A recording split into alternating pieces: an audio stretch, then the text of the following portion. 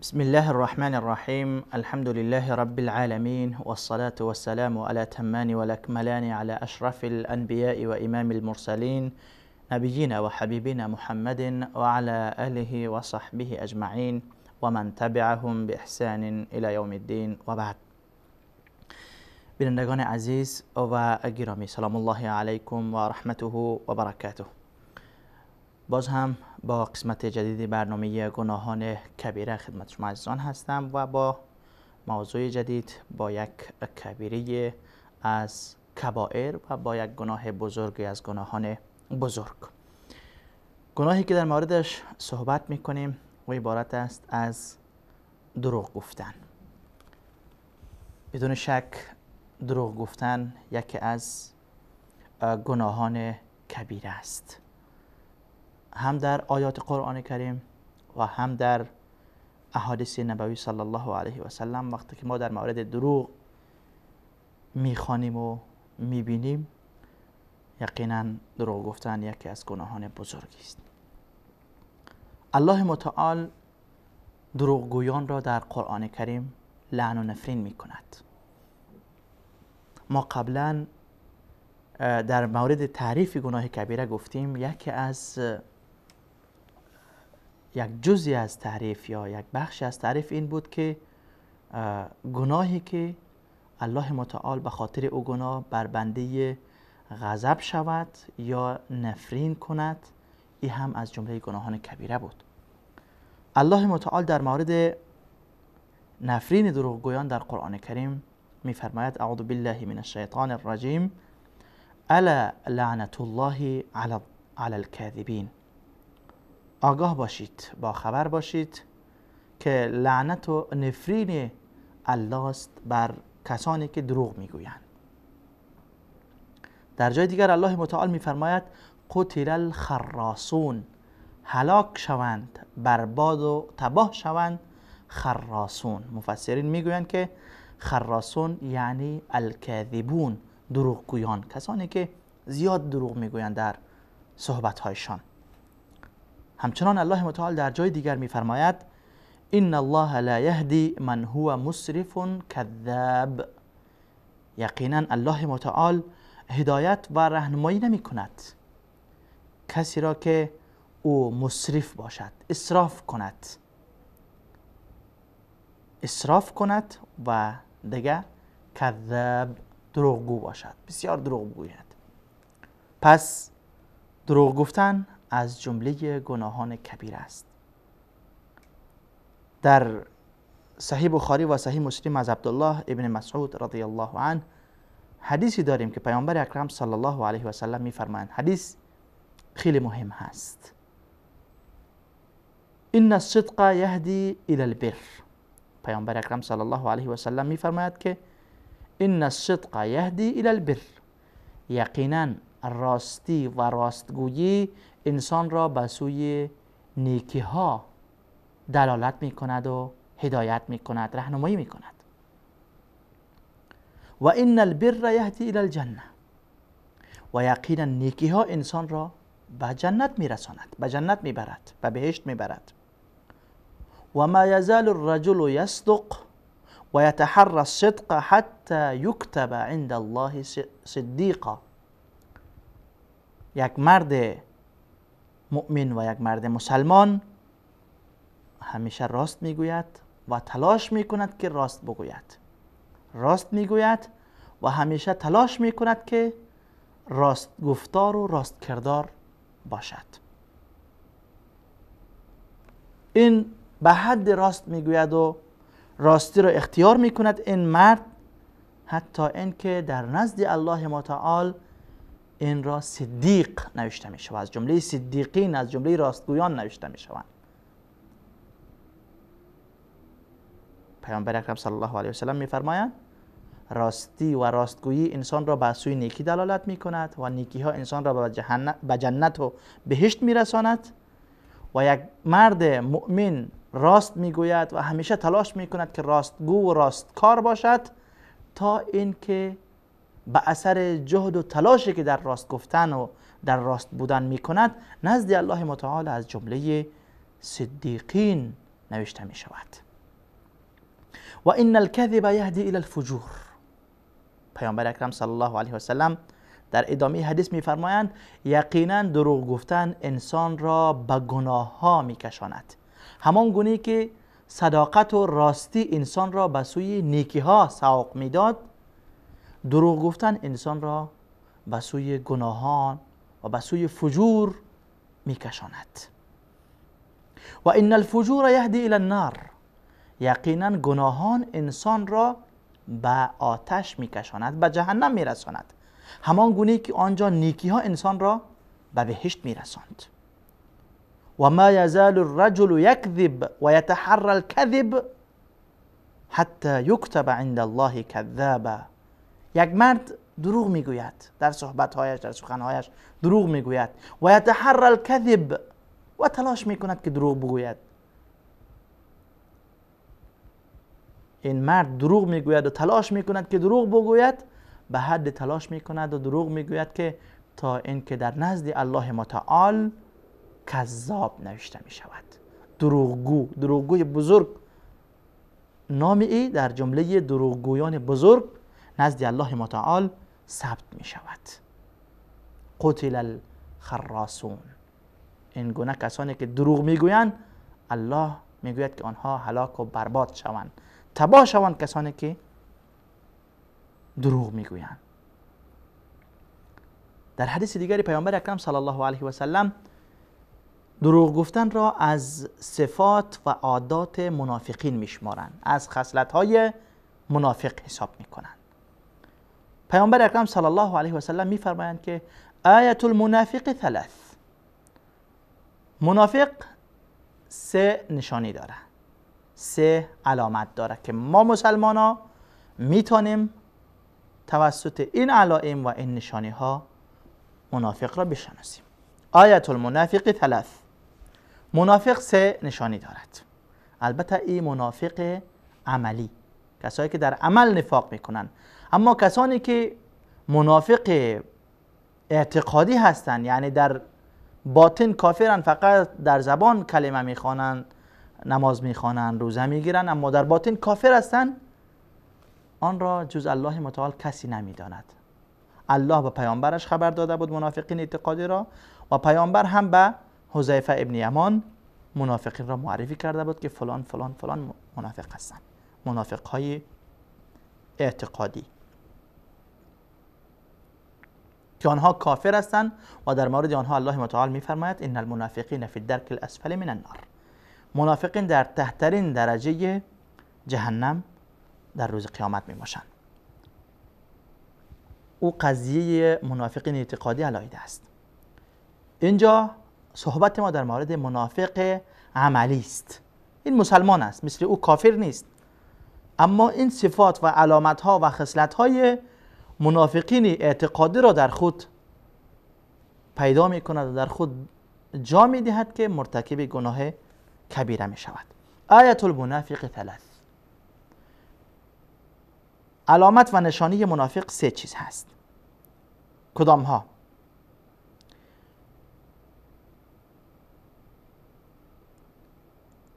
در ادامه حدیث پیامبر اکرم صلی الله علیه و سلم میگوید و ان صلى و صام و زعم انه مسلم. ولو او نماز بخواند، روزه بگیرد و خود را مسلمان بداند، اما وقتی که این سه خصلت و این سه نشانی در او بود، او منافق است. این سه خصلت کدام ها هستند؟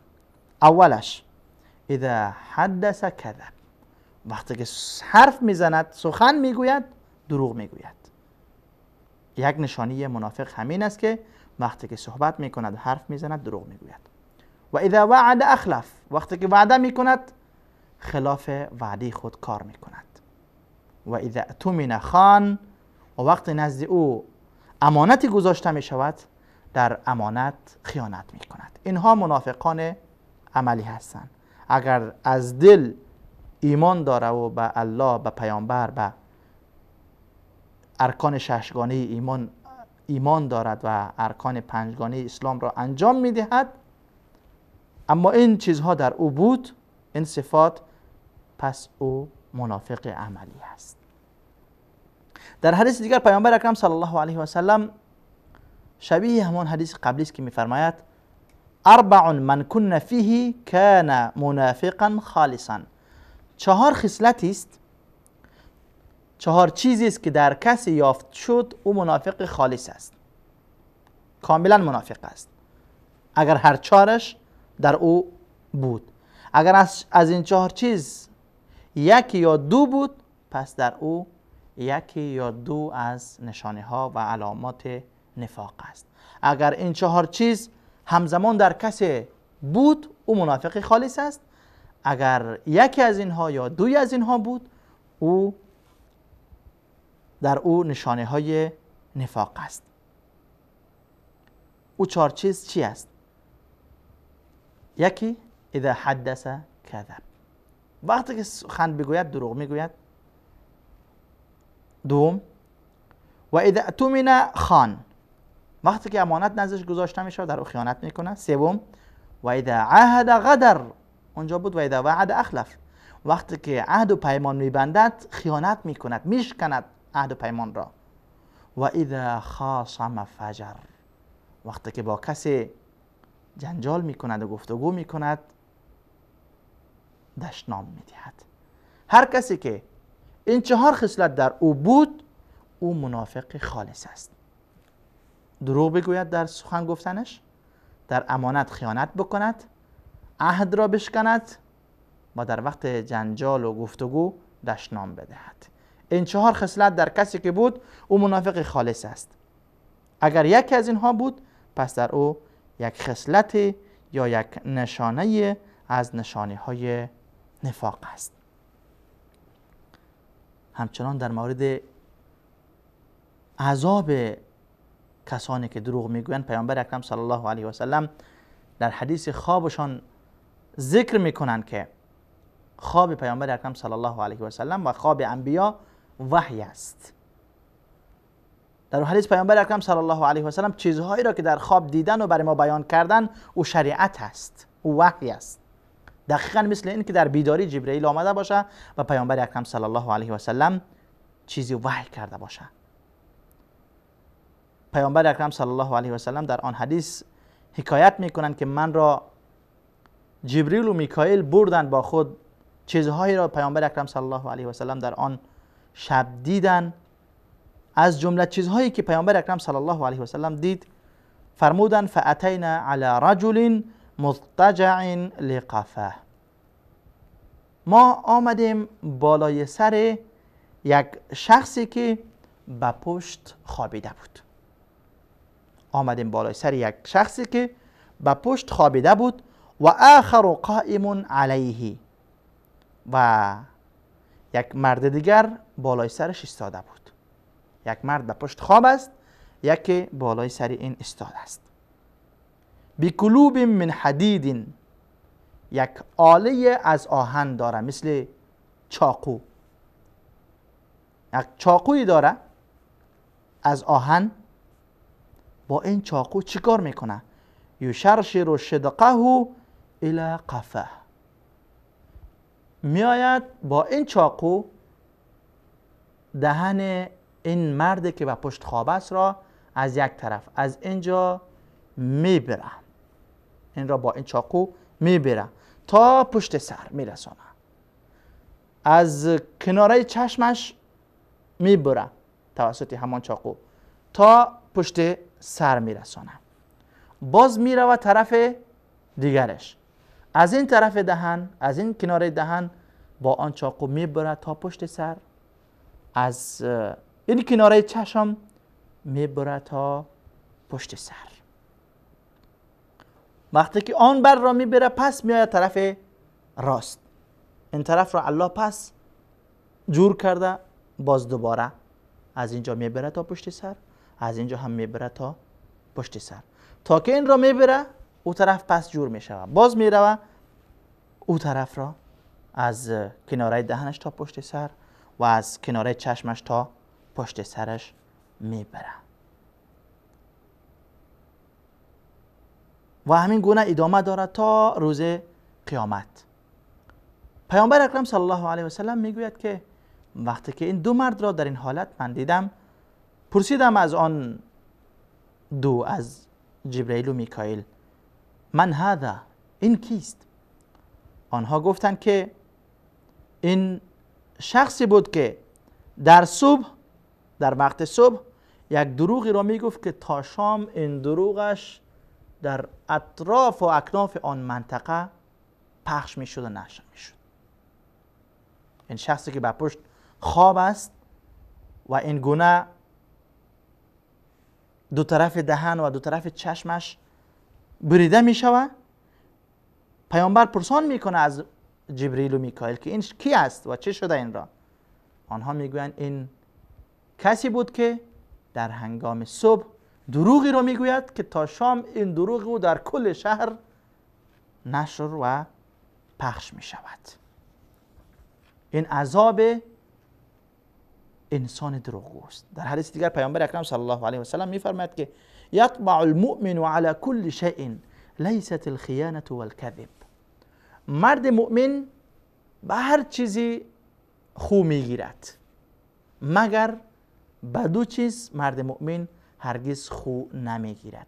کدام از دو چیز؟ الخیانة والکذب.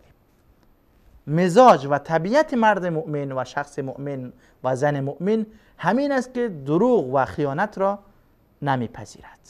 فطرت او قبول نمی کند که او دروغگو باشد یا خائن. دیگه گناه ها از او سر میزند، دیگه گناه ها را میکنه، اما فطرت شخص مؤمن، فطرت مرد مؤمن و زن مؤمن این را نمیپذیرد که او دروغ بگوید و یا خیانت کند. پیامبر اکرم صلی الله علیه و سلم حتی گمان بد را هم در دروغ میشمارند. ما و شما زیاد بدگمانی میکنیم. پیامبر اکرم صلی الله علیه و سلم میفرمایند که ایاکم الظن، بپرهیزید از گمان ها، فان الظن اکذب الحدیث، زیرا گمان و خیال کردن و تصور کردن بدون مدرک، بدون دلیل، بدون سند در مورد کسی چیزی فکر کردن، این بزرگترین دروغ است. در حدیث دیگر پیامبر اکرم صلی الله علیه و سلم میگویند ثلاثه لا یکلمهم الله، سه گروهی هستند که الله با آنها در قیامت صحبت نمی کند و به سوی آنها نمی بیند و آنها را پاک نمی کند و برای آنها عذاب دردناکی است. از آن سه گروه یکش ملک کذاب، پادشاهی است که بسیار دروغ بگوید، رهبر قوم، زعیم قوم، رئیس قوم که دروغگو باشد. الله متعال با او حرف نمیزند. بعضی وقت ما بعضی انسان ها را میبینیم در مجالس خوشگپی میکنه، از پیش خود داستان های میسازه و حرف های میزنه که مردم بخندن.